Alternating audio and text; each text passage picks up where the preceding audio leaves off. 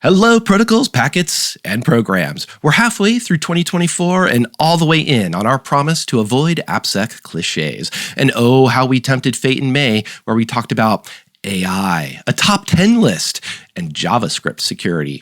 And we still have 6 months to go. Which means this week we're just doing a single segment to catch up on news. It's been a while after RSA.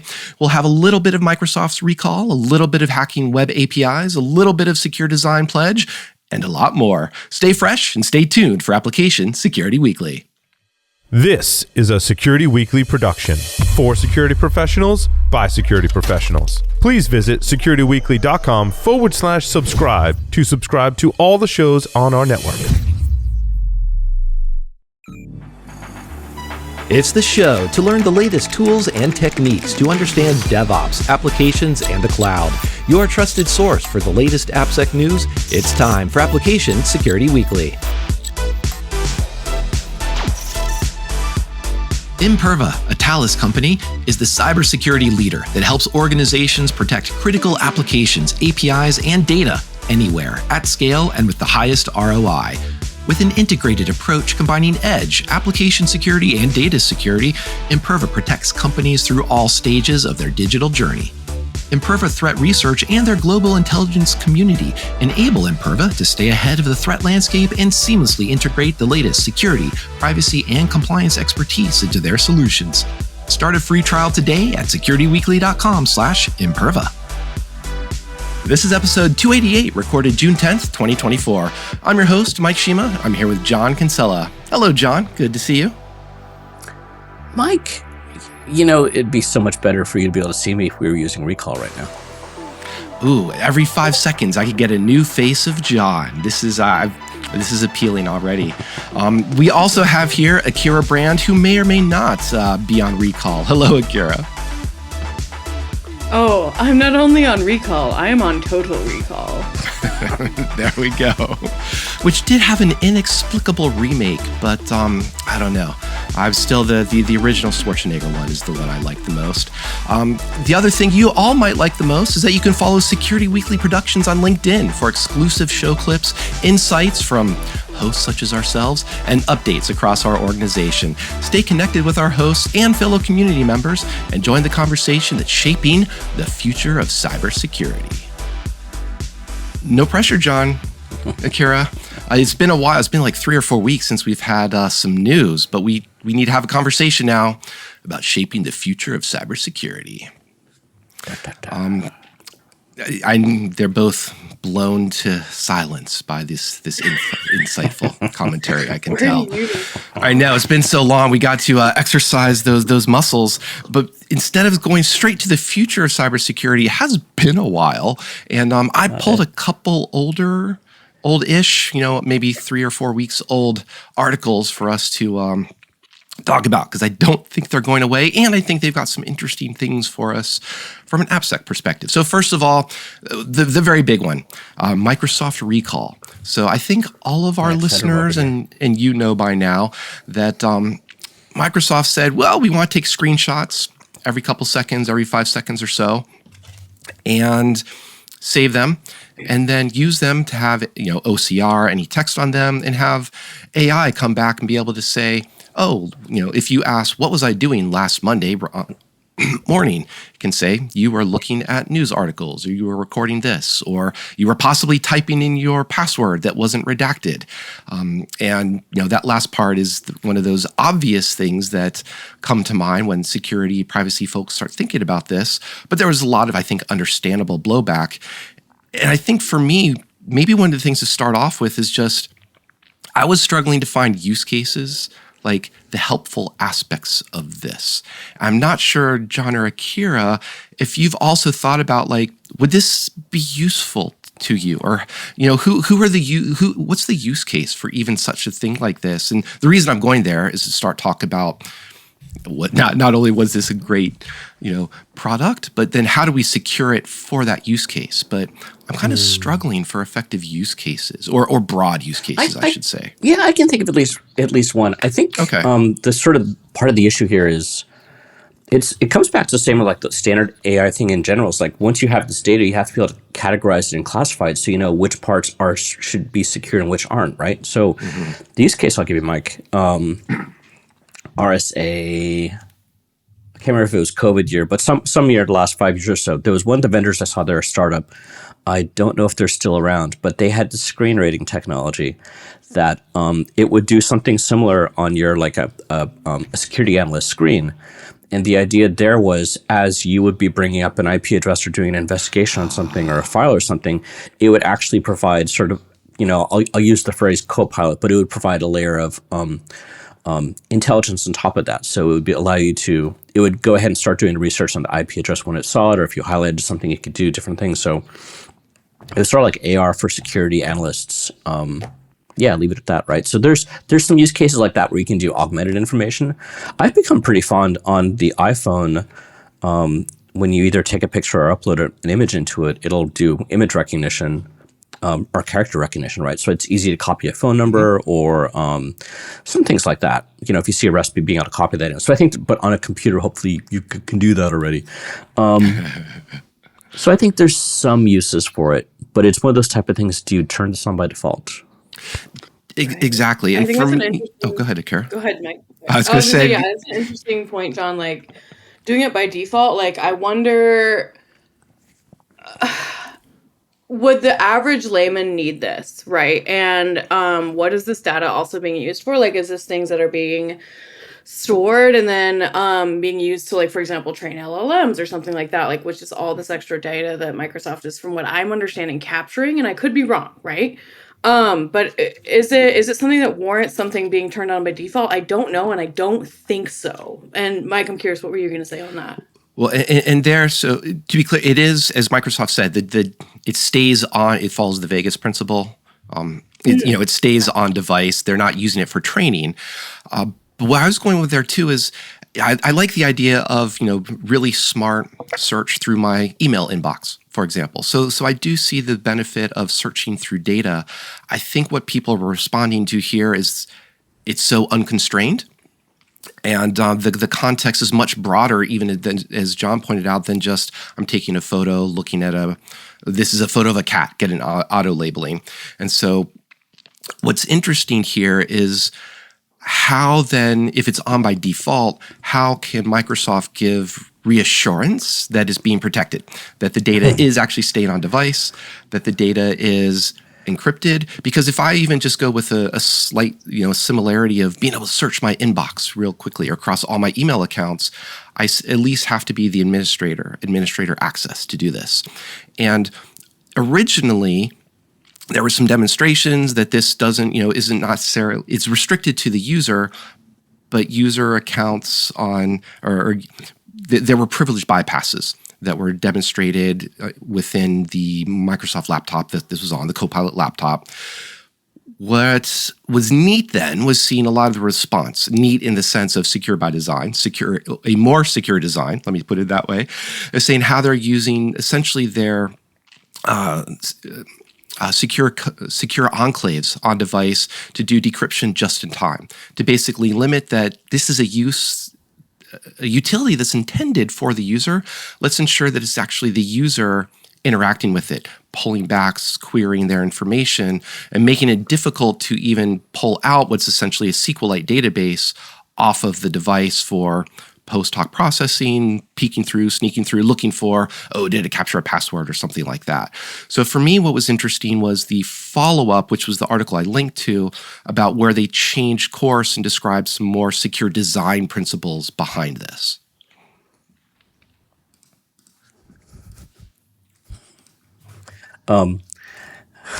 Excuse me, I'm trying to not laugh.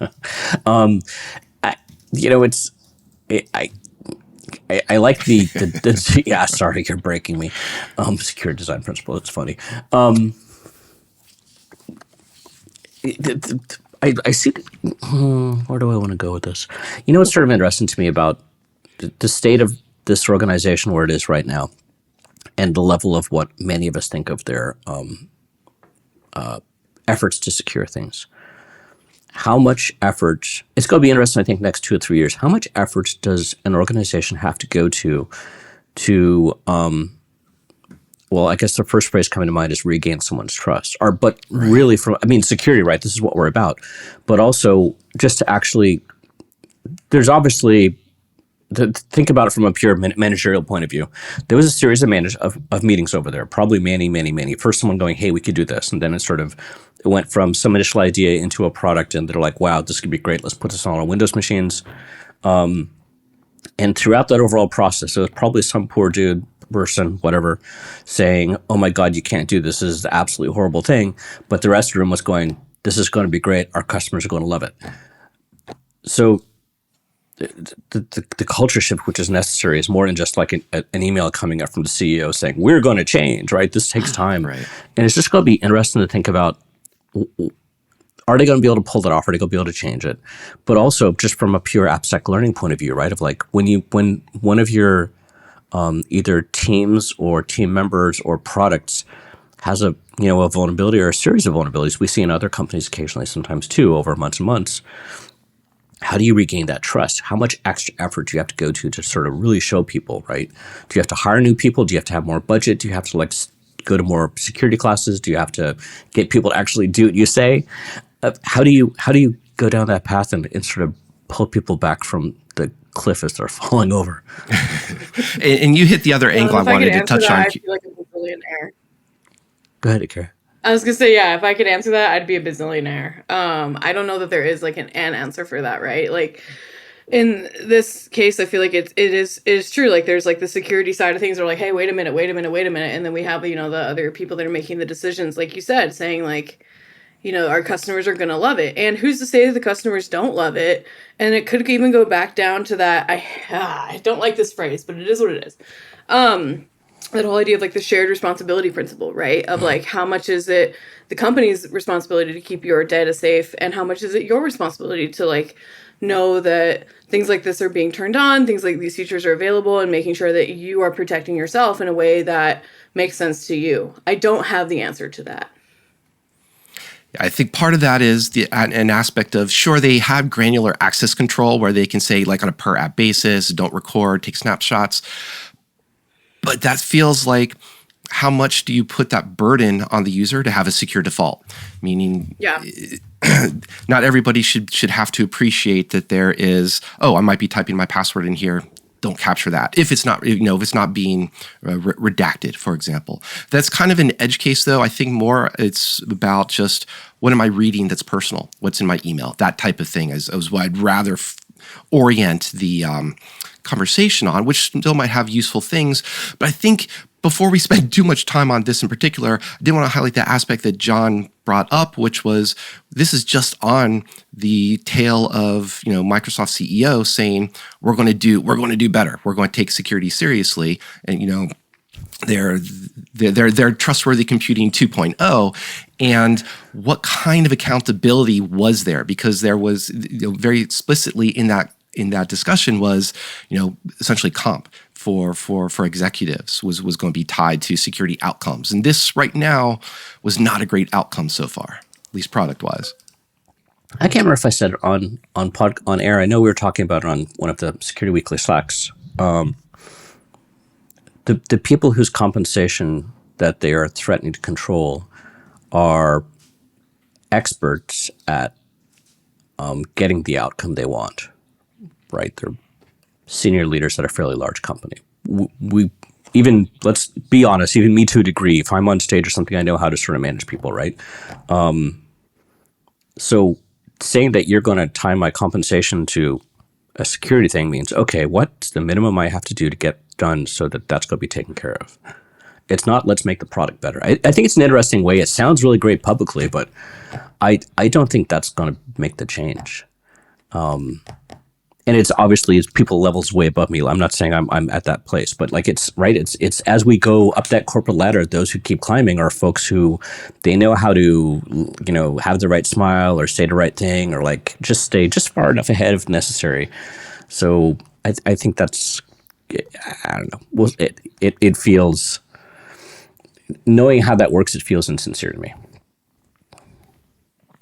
It's like, compare, I guess we'll have a story over here in a while around bug bounties. I'm going to sort of bring these two together. The bug bounties is you're actually paying people to attack and find vulnerabilities in your system, right?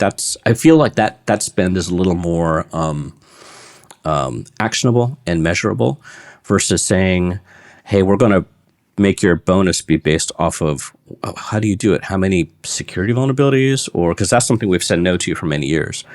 Is it going to be how many times you're exploited on the front page of the Times or something? Like I haven't seen the actual details behind that beside the hand wave. But it's I don't know. I don't have faith in obviously, and I'll be curious. Hopefully, maybe they will do something that'll the rest of us can learn from. Do y'all remember when people were paying software developers back in the day based on how many lines of code they wrote? Yeah, this feels like that. Yeah, there's once you introduce an incentive, there are ways to game the system. Is the non-pithy way to put that. And I think I pulled in related to this. I did pull in an article about the if you want to read the memo from Satya Nadella.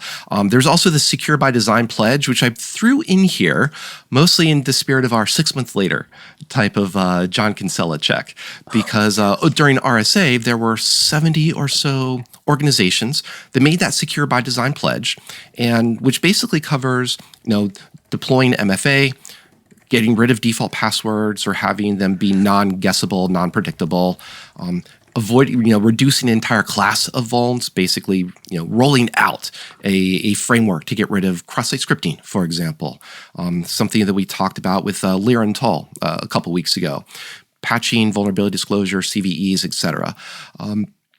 And it doesn't have any, what am I looking for, the word here, consequences or bite to it in the sense. It's a pledge that I will do my best.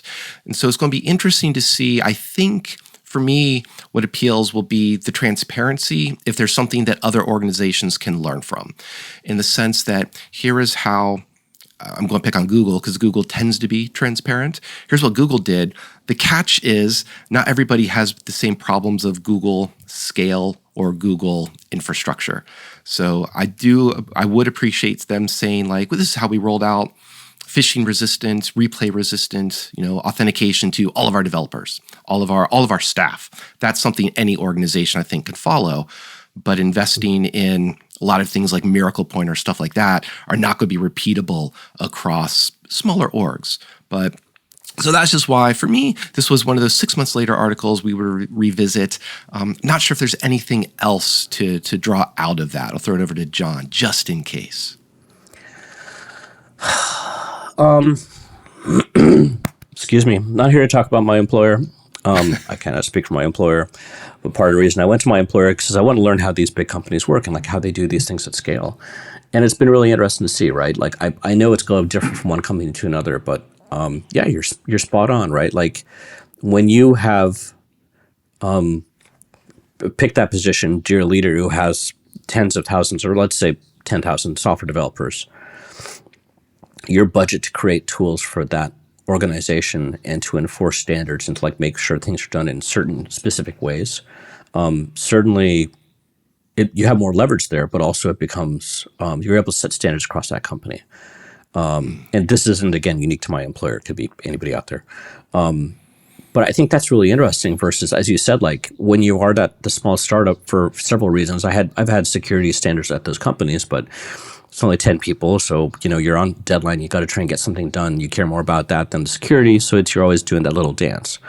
It would be interesting to see how any of these big guys, any company over 20,000 people, maybe, how they think about it, how they do it, how big is their AppSec team. I'm curious for the both of you, in your experience, do pledges like this lead to legislation later? I think we have sparse examples. So an easy answer is no. But what I'm going to give you a better response, I'll say they probably inform if legislation does come. Meaning, if everybody's able to say, look, we just think using replay resistant authentication, something like WebAuthn, for example, is is a must-have for any organization. That's something that looks like, well, the burden of legislating this is probably lower. If, on the other hand, we say every SBOM must have explicitly every CVE that exists within that software stack and says whether you've patched it or not, that's going to get iffy, especially because I threw in another article here, again, going back a little bit, about the Linux kernel folks and how they're handling CVEs. So I think it can inform, but it doesn't lead to. And if anything, CISA here is very purposefully not enforcing anything here. This is very purposely a pledge where CISA is trying to position this as partnership. Please do, as well as please tell us, the organization, what we should be telling other orgs to do to secure what a secure design is. Rather, and they've had those secure by design alerts about SQL injection. It's like, wow, we have to still have this 20 years later. So I think they're looking not to legislation, but to information. What's actual useful information these days that isn't just a top 10 list? I'm going to have to sneak that last one in there. To bring another article in here as well, let's talk about secure design a little bit. Rust. That's one of the easy ones to say, well, we're going to rewrite everything in Rust, or we're going to start a new project in Rust rather than rewrite 5 million lines of a Linux kernel that's already in C. Not going to happen. But maybe, Microsoft, speaking of fans of Rust, they are starting to do a little bit of refactoring, rewriting, but I think a lot of more newer projects are what we're seeing. But as John grabbed an article here, there's still, some unsafe ways to use Rust. Hey, maybe Microsoft's recall was written in Rust. Sorry. Poking bear. So, Rust did one of their studies, and what they found out of this one, the really short TLDR, is Rust Crate is their version of like a package like on Pip or the other guys. 20% of those Rust crates out there use the unsafe keyword. And really the way I think of unsafe is sort of like a sudo in Rust. It allows you to, not have to worry, or it allows you to tell the compiler to ignore the usual memory checks, which we would do to make sure you're not doing anything bad, which is the reason you use Rust. So sometimes there are valid reasons for using unsafe. Where I've seen it is if you are using I've seen on the IoT side, if you're trying to do like hardware level stuff and you really want to sort of manipulate hardware. But usually that's not 20% of your crate base. So I think of this as sort of a little bit of laziness in software developers, either laziness or they don't really understand what's going on in the language. And we used to see this for a while in TypeScript too, Mike and Nick here, where I can't remember the phrase there, but they were in TypeScript. You specify the type of your parameters that are being passed around, and you'd see people overriding that. I think with all, right? So again, I would expect people going to TypeScript will go into TypeScript because it was part of the JavaScript thing, and that's sort of cool. Someone going into Rust, I would think that they actually want to learn the language and learn how to do this better. So I don't know if you guys have a different use case for why people would be doing this like this, but that's my negative takeaway. It's funny because I was looking at this as a positive thing because Rust also, does need to call into some C libraries, and those C libraries, if it, for example, is calling OpenSSL, OpenSSL has a lot of raw pointers that you're playing with, or something else that if you are trying to migrate your systems over, you're doing that perhaps at a component at a time. Maybe you do need to call into that C library, and you're just dealing with a raw pointer, something like that, that's not managed by Rust. What for me that stood out for this as a positive aspect, I'll take that angle, was that at least you have something that's asserting where a code smell is, or where something, where an area of concern could be. It's similar to the, I mentioned React earlier, like dangerously safe set inner HTML, the lovingly, named function. At least you could grep for unsafe and start to code review, as opposed to, I have a couple thousand lines of code. What do I start grepping for? Like where do I start looking for areas that are bad? Or, what are some prioritized to-do areas that should be gotten rid of, like get rid of the unsafe. So I do like it from that perspective. But again, it just shows that we cannot just snap our fingers and say, go use this memory safe language and things are all good, because memory safety is hard, migration is hard, and even if you do have memory safety, as we've shown before, there's still lots of different types of vulnerabilities you can get into, like path traversal and things like that. So being quick, I'm going to shift us to kind of the other end of the spectrum here. Just two fun write-ups that I thought were really great attacker-minded examples of security researchers saying, oh, I have an API, a web-based API. What's going on here? How do I pick it apart? And there's one about hacking Cox modems and the API that manages them.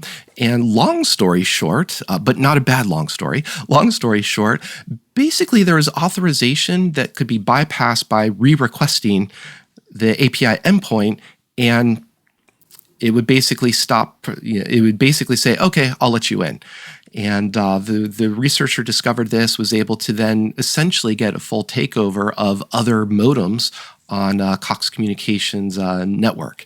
And it started with something that was just, this is interesting. Why is my traffic being echoed by another IP? And the researcher, unfortunately, I'll have to do a little spoiler here, they didn't solve that original problem, but I thought it was a great example of researchers looking at something like, I have a hypothesis, or I'm curious about this, let me start poking around, and just discovering perhaps an unrelated vulnerability. So I think it's a great example of just, here's a web API, here's how to think about it, and here's how to use some tools. In this case, we're using Burp Suite. And the other one I'll pull in real quick and then get your alt take on it was some students getting some free laundry at Santa Cruz. So some slugs were getting curious about another API. They could show that they could add not only just $1 million, but leet. That was how their balance was added onto their account. But the two takeaways here are, one, again, really nice write-up of just about, I'm curious about this API, what can I do with it?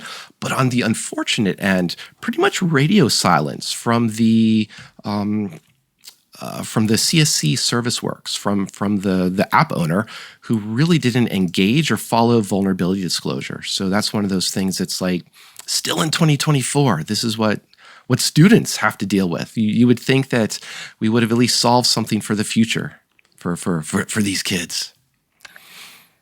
It's good to have high hopes like that, Mike. I try. So first, for our listeners, just in case they're wondering, this is from UC Santa Cruz, right? Which is their official mascot is the banana slug. So when Mike is referring to slugs, that is not a insult. No. Yeah, this was fun. I like the other one more, but this is, I think this is more. It's surprising they published it. I mean, you get the creds to have your name out there, but still, like, I can imagine there's probably some students out there going like, damn it, we were getting free laundry, and now, dude, what are you doing to us? But that is sort of cool, I think. I really liked the write-up on the hacking millions of modems ones. Like that the intro, the cliffhanger of the intro really sort of got me. I can imagine if I was doing something like this and suddenly my traffic started getting every URL I was like entering to test my stuff started coming from another IP address far away. I'd be very worried about what was going on at that point in time. So yeah, that's really neat. I'm gonna shut up and see what Akira has to say. Sure, yeah. So I actually wanted to compare and contrast the two responses from the taking down Big Laundry article and then hacking the Cox modems article. So the responses from the vendor where they were hacking the laundry machines were nothing. And then I didn't quite catch yet in the article how Cox's response was, but it would be interesting to see how they were different. Yeah, and so Cox even engaged with the researcher, which you would very much hope so, especially for an ISP. But we're also able to go back and, you can take. I try not to be cynical, but take this with a grain of salt. They had at least enough logging to be able to say they didn't have evidence that the API that the researcher identified had been abused by others. It looked like it was one of those things where.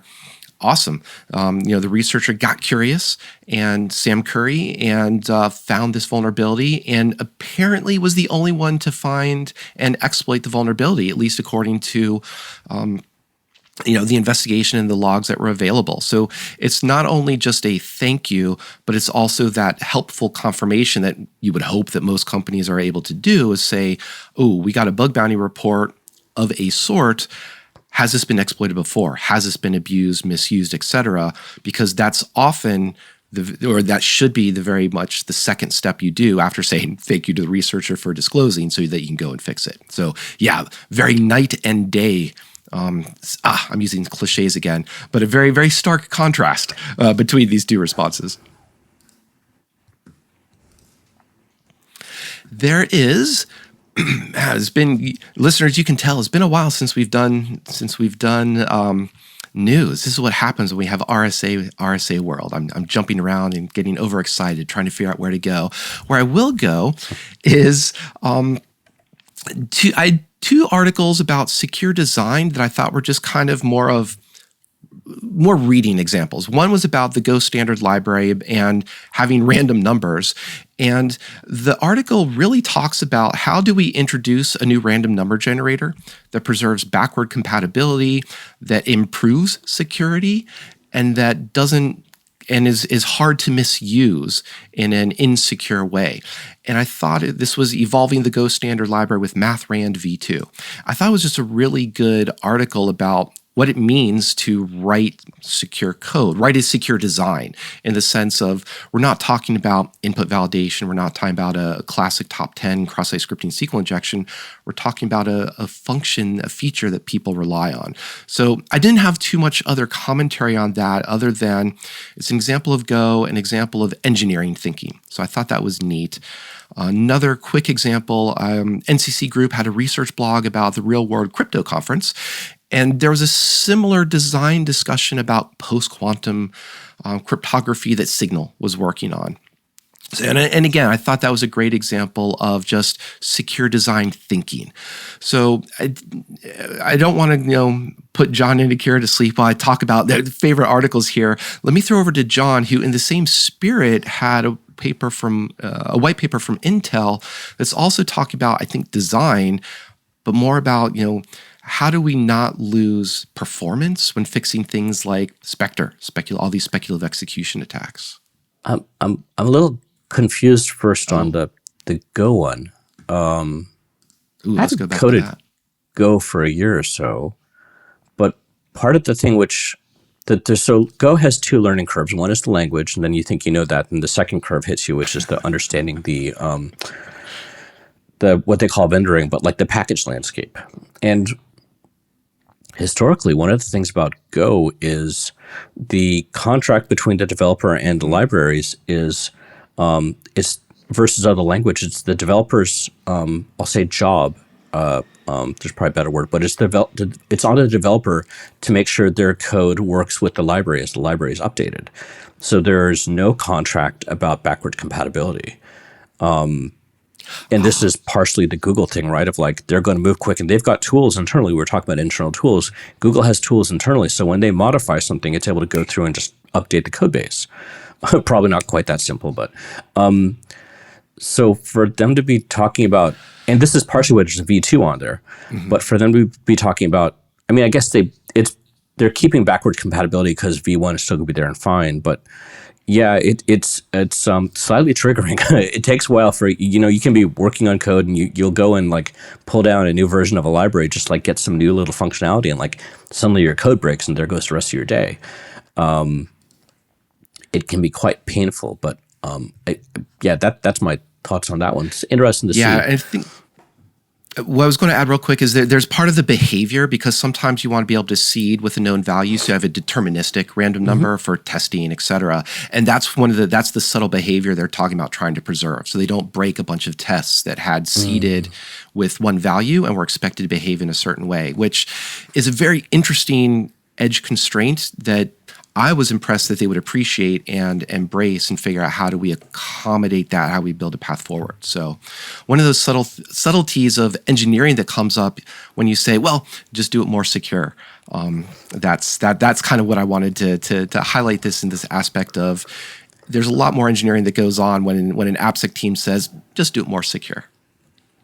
Gotcha. So the Intel one, Akira, this is going to be your homework for the afternoon. Cool. This is a great paper, pretty long. I'll give the users, excuse me, I'll give our listeners some homework for all you after reading this. So this is, if you think about all the issues we've had around speculative execution over the last multiple years, since we as a community realized that there was a vulnerability to be able to do basically timing-based attacks around this, it's hard to figure out, like, okay, for which CPU, which sort of, what features are out there to protect against that. So what they've done is they put this paper together. It goes over, it's actually really nicely done. So at first it goes through what is this for speculative execution or control flow speculation or data speculation or all these different areas, right? So first it sort of gives you the grounding of this is what we're talking about. And then for each one of those, it'll go through like, hey, here's the different ways you can get around this, either from a code base, or here's how you can get around it. Here's how we do it in Intel CPUs. We didn't cover this, Mike. There was a private talk I saw a few months ago, which was going through sort of the state of the art of how do you deal with speculative execution how do you protect against these things? I really cannot talk today, excuse me. But how do you protect against these things in a, as you said, speedy, efficient manner? And the state of the art of that seems like that's changed, at least from the last time I looked a few years ago. So it's sort of cool to see some of these things out there. They address some of these in this talk. But it's sort of, it's one of those spaces that it's good to sort of catch up and see what's going on and like understand, okay, the way I did this a few years ago might have been secure and mitigated the issue, but it's lost, 20% of your CPU. Here's a much more efficient way of doing it. So the homework for our listeners is, let's pick one in here if I can find it really quickly. No, I'm going to find all the software-based ones. But if you look at here we go, the related Intel security features. So OS guards, let's go down a little bit. How about protection keys? So for some of these features in here, the homework for our listeners is to go and figure out which versions of the CPU do these things exist on. I'm sorry, but yes, I got to do it to you guys until it's a great doc. But and that's the problem, right? It's like since these things are mostly the hardware pieces are hardware, you have to wait for the next CPU to come out. So okay, well, what's the latest version of Intel's? I'm so used to thinking them by code name now, like Sapphire Rapids, but which version of these CPUs have these technologies on them? And I think that's going to be the next thing. If you come into if you're buying a machine at home, or if you're, buying, 500 servers for your data center, or if you're going out to a cloud provider and you're getting like an instance of certain size and disk and memory, does that have this on there? Or do I need to go, right, which generation? Maybe the M4 doesn't have it, but the M5 has it, or blah, blah, blah, blah, blah. And that's where this stuff becomes, it's probably almost a benefit to try and stick to doing the software-based mitigations where you can, unless you really know what your hardware is underneath you. And time to go do some hardware or some homework, because I don't know what hardware is underneath me right now, but going to have to find out. I'm going to have to also say thank you. We've hit our time limit, John and Akira. Thank you for running through a real quick update on the news. We'll be back, of course, next week. Thank you, everyone, for joining us as well. Remember to subscribe, share on the socials, check out the show notes. And speaking of doing homework, check out Doing All Right by Prism. We'll see you next time on Application Security Weekly.